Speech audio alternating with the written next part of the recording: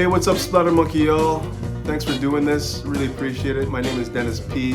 I'm a saxophonist and I play for a bunch of different bands in and around Canada and the States. And I'm mostly known for now as being a part of the horn collective Northern Soul Horns, which again, we just play with a bunch of bands in and around Canada and the States and make our livelihood that way. And I haven't really been in the soul scene per se. It's very difficult to be in the soul scene as a horn player. I guess I just started to become more informed about the music in the early 90s when I started to frequent like club parties with DJ Phase, DJ Sirius, DJ Inferno, General Eclectic. And yeah, they were the ones that were mainly informing me about the music back then and keeping me like really entertained and also dialed into the scene as well. My first early memories, I guess, would have been going to a couple parties by Mark Holmes, the guy that owned the Mod Club or licensed it or whatever it was that he did. I used to go to his parties on Queen Street. I can't remember what the name of the spot was, but it was in behind the back of some alleyway party. And yeah, those were really great because they were after hours and really late running, so those were really cool. I also used to go to this club called Roxy Blue because for whatever reason they would have all the great DJs come there.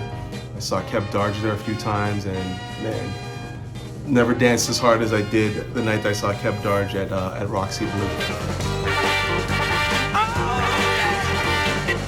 I would say before we started Toronto Soul Club, there were a lot of different parties happening in the city with various DJs, all pretty much themed the same way, all trying to do like soul revival and keeping that alive.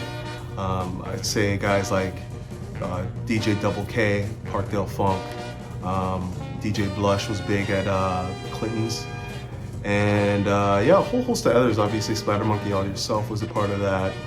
General Eclectic, DJ Nico, and whatnot. So there was a bunch of different people that were just basically accenting the same style of music, and we wanted to. I was just thinking about how we could like really hit it home and like put together a party, essentially a blocko, where we feature each of the DJs and just see where it goes from there. So the whole idea of Toronto Soul Club kind of grew out of the idea, of course DJ Misty as well, kind of grew out of the idea of wanting to throw a party, wanting to throw a block party in Toronto, celebrating soul music.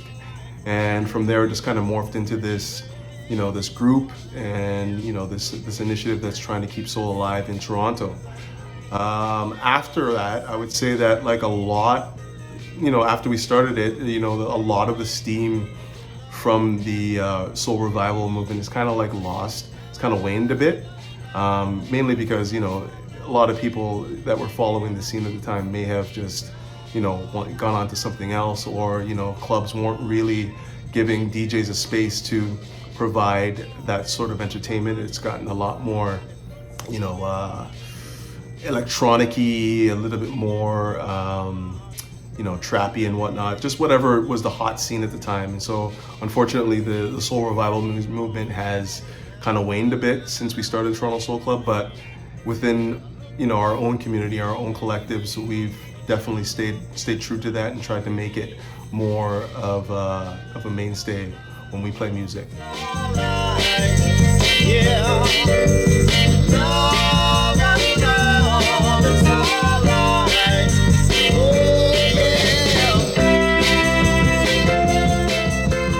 Initiative that I started with my buddy DJ Gramera is basically just around the idea of trying to highlight the works of marginalized communities and bring some notoriety, some of these lesser or well-known authors from the Black and Indigenous communities at a time when the energy of the moment demands it. So started back in last June when at the height of the George Floyd protests. I was listening to a lot of like James Baldwin and stuff like that, walking with my son, and wanted to find a way to basically, put more emphasis on these works. And so we decided to sell t-shirts with the names of prominent authors from the Black and Indigenous community, sell them for $20 or so, and take all the profits to buy books from those particular communities and get them circulating in and amongst the Toronto Public Libraries and various libraries across Ontario. So that's kind of how that started, and it's still going strong. We've gotten a lot of donations from our community and whatnot, and you know, just trying to keep that moving.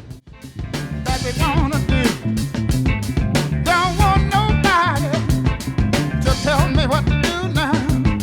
We can do our thing. We can do yours too. Soul music to me is just music that speaks to you, whatever it may be. It doesn't necessarily have to be of a particular genre or a particular era. It's just music that is deeply connected with, you know, who we are as individuals, who we are as people, as you know, as living beings and whatnot. So I don't necessarily limit soul music to the music that came out in the 50s, 60s, 70s. I look at it from the beginning of time till now. I would consider, you know, somebody like Louis Armstrong a soul musician, because what he played was from the heart. Billie Holiday was a soul musician because what she sang, you felt, it was real. And there's a whole host of others that would fall into that category. I think soul music is just what speaks to the individual. And there's two different categories of music for me as far as genres go. It's be soul music and soul-less music. And soul music to me is, again, just music that is speaks to the heart of who you are as an individual and, you know, who we are as human beings as a whole. And they know how to move.